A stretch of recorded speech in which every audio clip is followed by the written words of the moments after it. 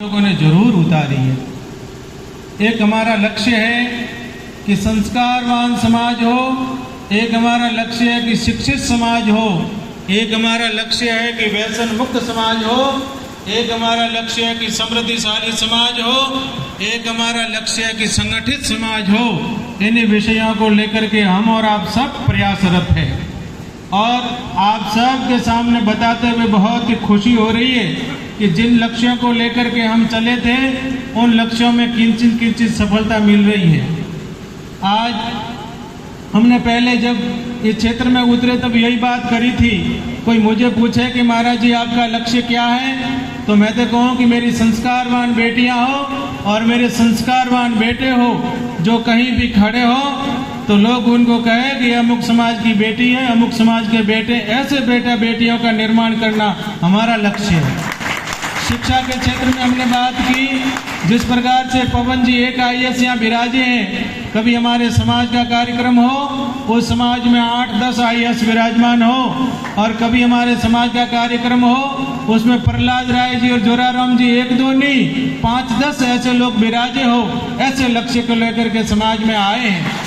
और सज्जनों, शिक्षा होनी चाहिए। आज प्रतिभाओं का सम्मान हो रहा है इसलिए और किसी विषय में नहीं जाते हैं। शिक्षा होनी चाहिए पर शिक्षा संस्कारों से युक्त होनी चाहिए। पवन जी ने कहा कि पढ़ो भले पर उसमें अध्यात्म होना चाहिए। अगर अध्यात्म की शिक्षा नहीं होगी ना, पढ़ लिख के IAS बन जाओगे, RS बन जाओगे और कुछ बन जाओगे, आप अच्छे काम नहीं कर सकते। कल 4-5 दिन पहले एक चंपालाल जी का बेटा आया वहां पर, तो वो IAS की तैयारी करता है, छगन।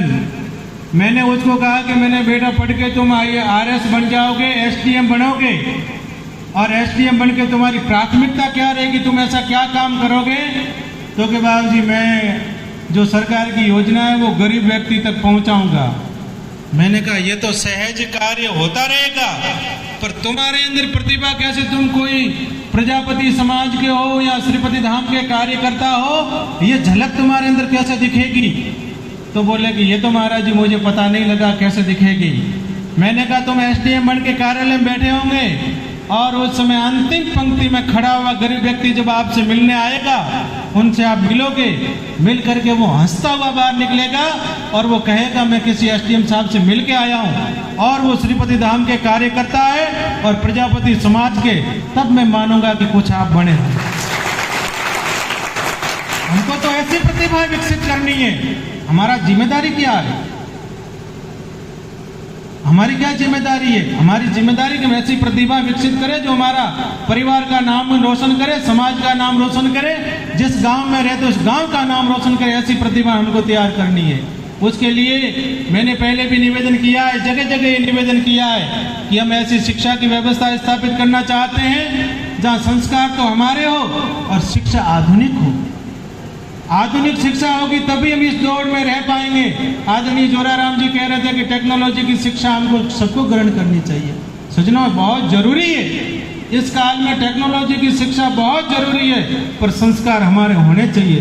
बेटा बेटियां, तुम बहुत प्रयास करते हो, उसके बाद में भी सफल नहीं हो पाते हो, उसके भी कुछ कारण है। कई बार तो एक बार परीक्षा देते हैं, 2 बार परीक्षा देते हैं, असफल हो जाते हैं, उस कार्य को छोड़ देते हैं। असफलता एक चुनौती, उसे स्वीकार करो, क्या कमी रहेगी देखो और सुधार करो। जब तक सफल न हो नींद चैन की त्यागो तुम, संघर्ष का मैदान छोड़कर मत भागो तुम। कुछ किए बिना ही जय जयकार नहीं होती और कोशिश करने वालों की कभी हार नहीं होती। इसलिए बेटा कभी असफल हो तो परेशान नहीं होने का। एक बार अब्दुल कलाम परीक्षा देने गए और उनका इंटरव्यू था साहब,